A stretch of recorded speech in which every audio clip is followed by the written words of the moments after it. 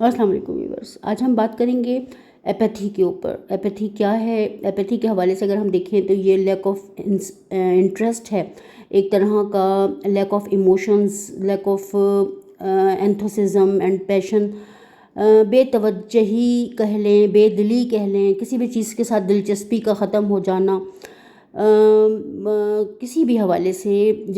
جو ایک دلچسپی ہوتی ہے گھر کے کاموں میں، رشتہ داروں، ملنے جلنے والوں میں،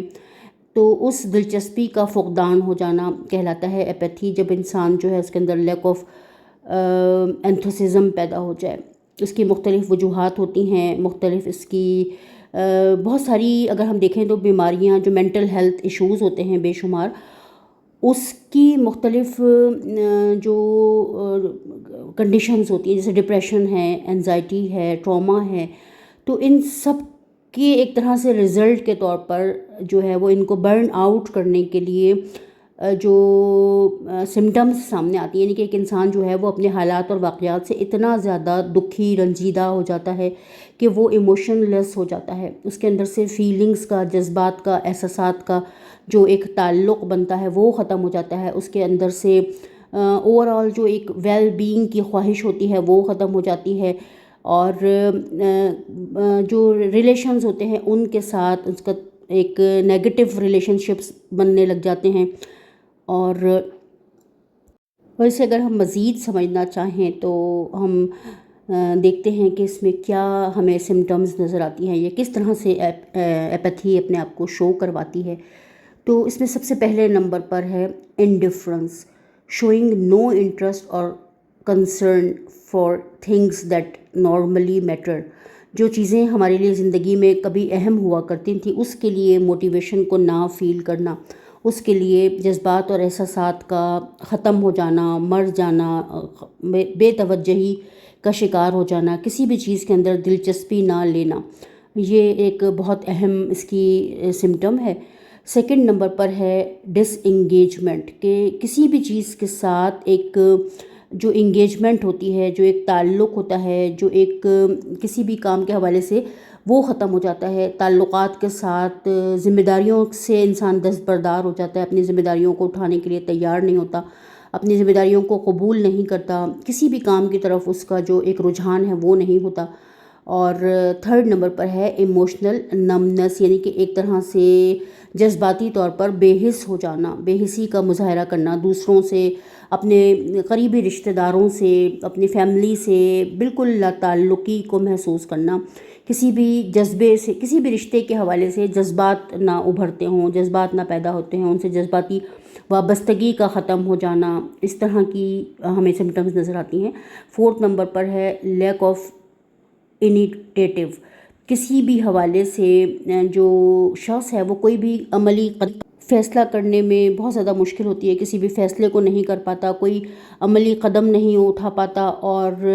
کسی بھی حوالے سے جو ہے وہ کوئی کارروائی نہیں کرتا، کوئی بھی کسی بھی کام میں مطلب اپنا انٹرسٹ شو نہیں کرتا، بالکل جو ہے وہ ڈسکنیکٹڈ فیل کرتا ہے، اور کسی بھی حوالے سے اپنا کنسرن شو نہیں کرتا، کسی بھی چیز میں دلچسپی کا اظہار نہیں کرتا۔ نمبر 5 ہے disconnection, feeling unconnected to others, دوسروں کے ساتھ اور ون سیلف اپنے ساتھ بھی ڈس کنیکٹڈ فیل کرنا، بے حسی کا مظاہرہ کرنا اپنے ساتھ اور دوسروں کے ساتھ، کسی بھی حوالے سے دنیا سے بالکل اپنے رابطے کو منقطع کر لینا، بالکل، یعنی کہ دماغی جو ایک صحت ہے اس کا بہت زیادہ فقدان پایا جاتا ہے، اور انسان کا یہ رویہ اس کی پوری صحت کے اوپر بہت ہی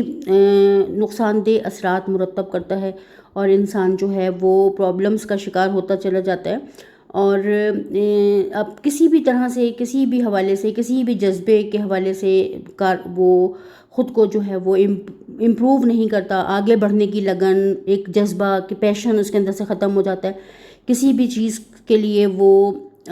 خود کو تیار نہیں کر پاتا، اس کی وجہ سے اس کے اندر سیڈنس پائی جاتی ہے، گریف ہوتا ہے، اینگر ہوتا ہے، اور اسے ایسا لگتا ہے کہ دنیا کسی کا کوئی، اس کا دنیا میں آنے کا اس کا کوئی مقصد نہیں ہے، بہت زیادہ جو ہے وہ اپنے آپ کو ڈس ایسوسیٹ فیل کرتا ہے اور پرابلمس کا شکار ہوتا ہے۔ خود کو ایک طرح سے فیل کرتا ہے کہ میں کسی کام کو کرنے کے قابل نہیں ہوں،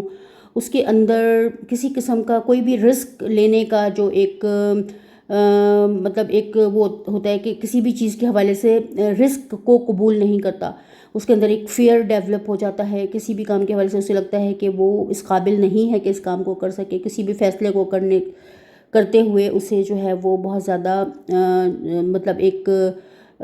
پریشانی کا سامنا کرنا پڑتا ہے، ایک سرد مہری کسی کیفیت اس کے اوپر طاری ہو جاتی ہے، کسی بھی کام میں وہ انٹرسٹ کو شو نہیں کرتا، کسی بھی چیز کے حوالے سے اس کے اندر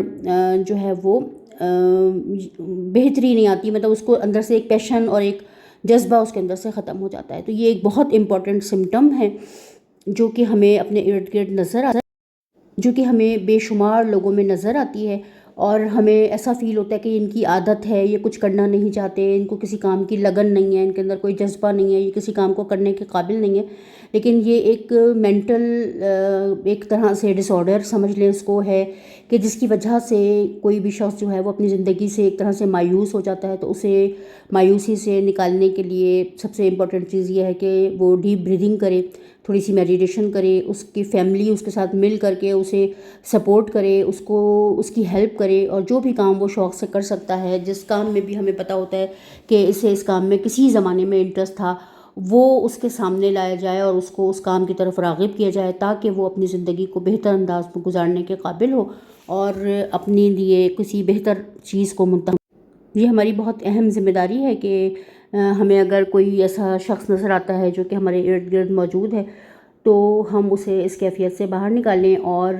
ایز اے لائف کوچ میرے پاس اس طرح کے جو لوگ آتے ہیں تو ان کے لیے میرا جو اہم ترین کام ہوتا ہے وہ یہ ہوتا ہے کہ ان کی جو بیڈ میموریز جو ان کے ذہن کے اندر کبھی بچپن کے واقعات یا کبھی بڑے ہو کے بھی کسی زمانے میں کسی وقت انہوں نے کسی چیز میں